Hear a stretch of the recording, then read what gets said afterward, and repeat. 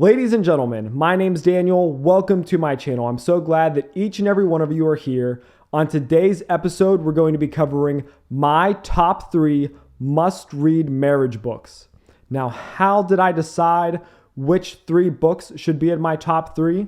Well, I've been married for a little over 3 years, and I've read through this hefty stack of marriage books before and after getting married. And a lot of marriage books cover the same ground. And so for this top 3 list, I wanted to make sure that each book was kind of top in its class for the topic that it covered. And so that's how I came up with this top 3 list of marriage books. Now, the whole goal to reading marriage books is to be able to enhance your marriage, create unity, avoid division, avoid conflict, and actually resolve and handle conflict in a better way. So my goal for this top 3 list was to help you find books that will help you and your spouse have a better, happier, more fulfilling marriage. So with that being said, let's dive right into my top 3 must-read marriage books. Book number 1 is written by a very entertaining, fun pastor of a church. And this book is From This Day Forward by Groeschel. This book's a very entertaining read, and the purpose of this book is to lay out 5 principles as a foundation, as the groundwork for your marriage, to create unity and to give you and your spouse something to aim for and to work on together as a couple. I specifically chose this book and brought it up first because I believe that a lot of couples go into relationships not really knowing what they're doing. Couples really aren't on the same page. They don't know that they're even supposed to be on the same page. They don't have a goal set ahead of them. They don't have a framework or an idea of what a happy, fulfilling marriage is or how to cultivate and create that.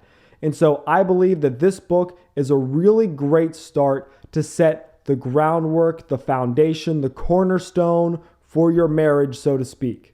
So real quick, I'm just going to go over the 5 principles set out in From This Day Forward by Groeschel.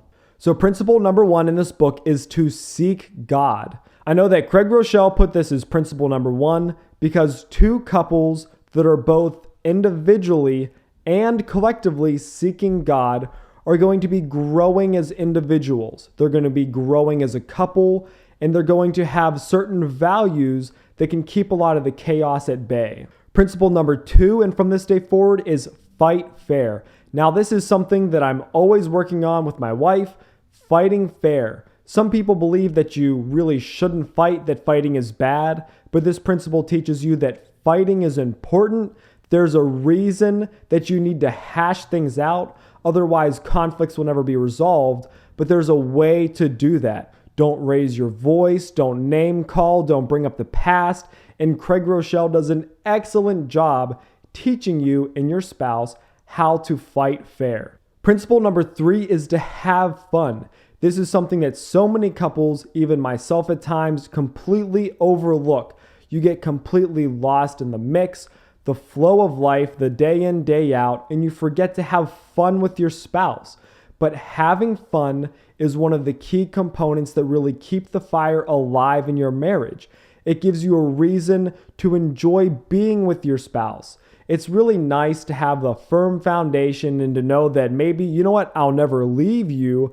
But if you're not paying attention and being proactive to keep the marriage alive, keep your love life on fire, then it makes it very easy for your life to become monotonous and boring.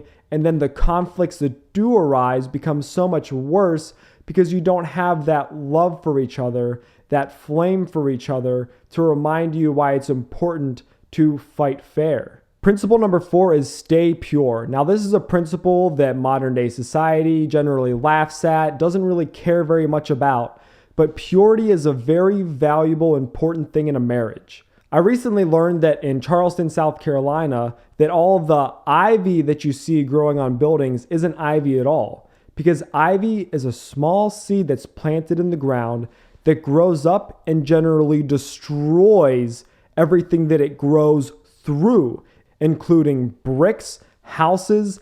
Ivy is something that seems so simple, so pretty, so attractive, but it generally destroys everything that it touches.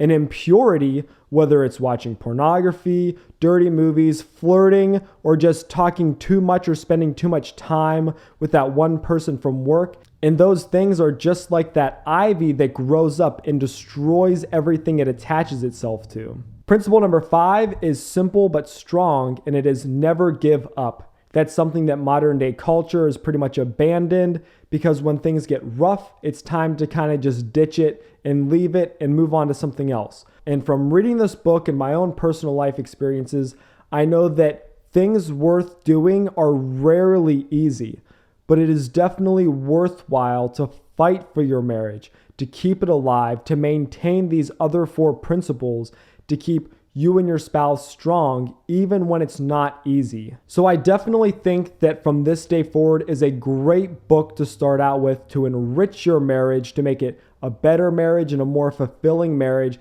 because it really sets ground rules, it sets common goals, which generally unify your marriage. All right, let's jump right into book number 2 in my top 3 must-read marriage books. Book number 2 is Love and Respect. Now, I'm going to try really hard to say the name of this author, but I'm totally going to butcher it, so I apologize for that. But Love and Respect was written by Dr. Emerson Eggerichs. Eggerichs? Okay, just look at my last name and tell me that you can pronounce that, okay? It's fine. It happens. But Love and Respect is an incredibly powerful book, and it flies in the face of contemporary ideas. It flies in the face of the idea that there are differences between men and women. The whole premise of this book is that at women's core, they need to be loved, and at the core of men, they need to be respected. Not to say that love and respect don't play vital roles in both men and women, but at the core, women need love and men need respect. If they had nothing else, a man would rather be unloved as long as he was respected, and a woman would rather not be respected as long as she was loved. This has been proven time and time again through psychological research and studies, and I think that this book is extremely powerful. I think this book is so important because there's a lot of confusion in relationships between men and women.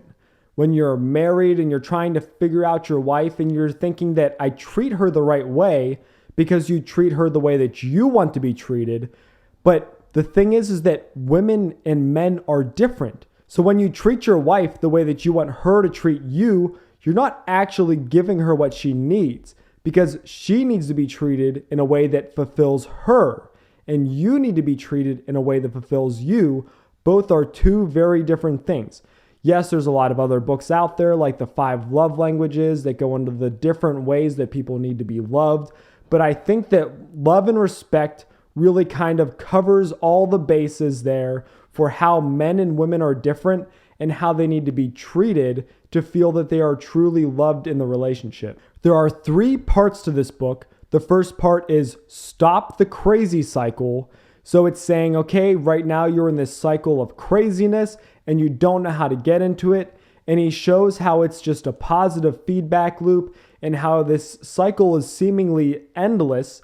And he shows you how to stop the cycle of crazy. Then once that cycle is stopped, he goes into the energizing cycle, which shows you how to pretty much keep your spouse fulfilled, how to make them feel like they're in a fulfilling relationship, that they're loved or that they're respected. And then cycle 3 is the shortest part of this book, but it's the reward cycle. And it's pretty much talking about how to keep it going, how to keep the relationship moving, and how to enjoy the fruits of your labor.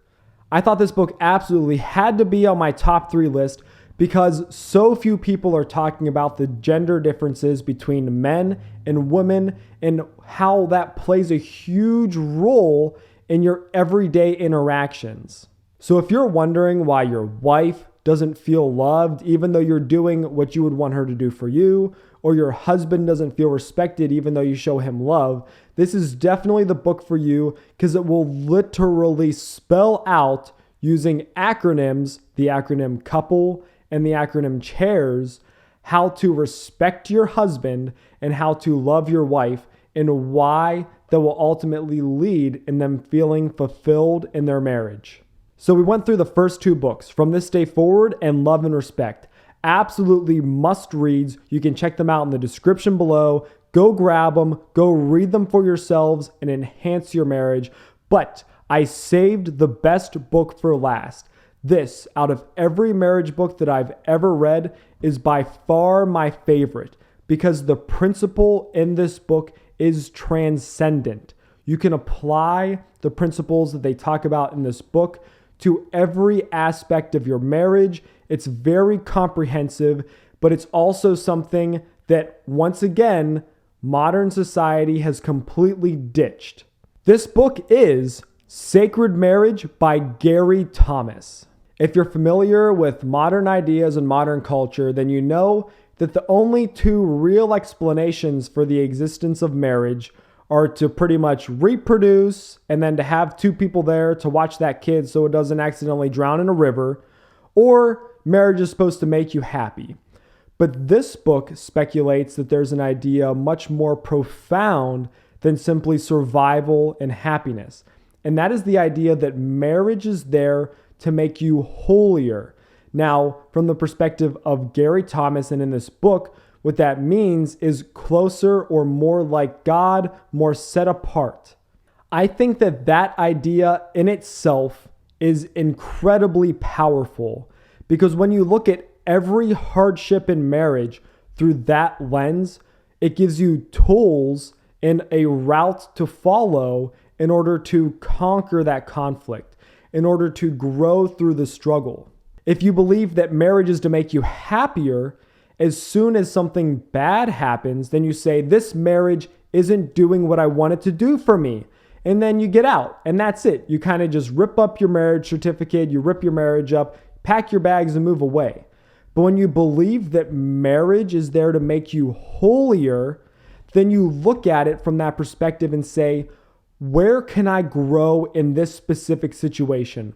My wife's mad at me. You know what? It turns your focus on yourself for a moment. And it makes you say, what am I doing? Where can I mature? Where can I grow? Instead of grumbling that you're not getting exactly what you want exactly when you want it, it makes you focus on how you can grow and better your marriage by bettering yourself. If you look at marriage from a strictly evolutionary perspective, pretty much all that matters is that your kid doesn't die, and hopefully they'll also pass on your genes in the future as well. But there's really no tools that help you have a fulfilling or a happy marriage. And I know that I said that the purpose of marriage through this book isn't to be happy, but while that's not the purpose, that is certainly a benefit. You should have a happy, fulfilling, and holy marriage. And this book, through its many chapters, will break down different aspects of your marriage and show you how to view that part of your marriage through the lens of personal growth, through growing in holiness to become more like God, therefore making your marriage more fulfilling. If both you and your spouse look at marriage through this lens, it'll cause you to examine yourself through your conflicts, through your struggles, and it will ultimately create a lasting, fulfilling marriage. Because happiness is a fleeting thing, but purpose is ultimately fulfilling. From my own personal experience in marriage, whenever I see conflicts, I generally get angry and then I just get selfish and think about myself. But as I start to simmer down, I take a step back and say, you know what? Clearly, there's something about myself, my sinful nature, my selfishness, that's causing me to overreact in these ways. And as I take a step back, I'm able to evaluate myself, offer grace and forgiveness towards my wife, and then try to be a better man and love my wife even though there's conflict. Whenever you look at the model that marriage is for happiness or simply just to have children, I don't really see how you can create a lasting, fulfilling, purposeful, meaningful, these are all great words to use here, marriage. I really don't see any way because happiness is about the self. And so whenever I seek happiness for my marriage, I can only really take from my wife and she can only take from me. Whenever I seek just to reproduce, well, it's not that hard. I mean, Do I have to explain it to you? And that's it. And then I just got to make sure they don't die. That doesn't mean that I'm going to be a good husband. It doesn't mean that I'm going to be a good father. It only means that we just, spread our DNA throughout the planet. Good job, guys. So there you have it. Those are my top 3 must-read marriage books. If you're looking to create a lasting, fulfilling, happier, more fun marriage, I definitely recommend that you read these books. I do have 2 of these books in physical copy, so here's Love and Respect right here, and there's Sacred Marriage right here, but the cover of From This Day Forward is just Craig Groeschel and his wife. They're holding each other, and it's really cute and nice, so go ahead and follow the links in the description, grab those books, and just get reading, get digging, learn as much as you possibly can to enhance your marriage. So now that I put up my top 3 must-read marriage books, I want to know, down in the comments below, what are your top 3 recommended marriage books? What books have I completely overlooked? What books have I probably never heard of that I probably need to add to my collection? Now, just a reminder, the whole point to reading these books isn't just for information. It's for personal growth and change. It's for you to look at your marriage through a different lens, from a different vantage point, and to be able to grow and to grow in your marriage. So I really hope that was helpful. I hope you go out and read these books and that you grow as a person. As always, if you enjoyed this video, please give me a big thumbs up. If you want to see more book reviews, more fun videos from yours truly, smash that subscribe button. How can I emphasize this? Hit the subscribe button. Stay tuned for more videos. Smash that like button. If you want to get more content from me, follow me on Instagram, where I'm always posting book quotes. I'm letting you know what videos I'm going to be doing in the future. So just stay tuned for all of that. But most importantly, have an absolutely fantastical, wonderful day. Have a great day, guys.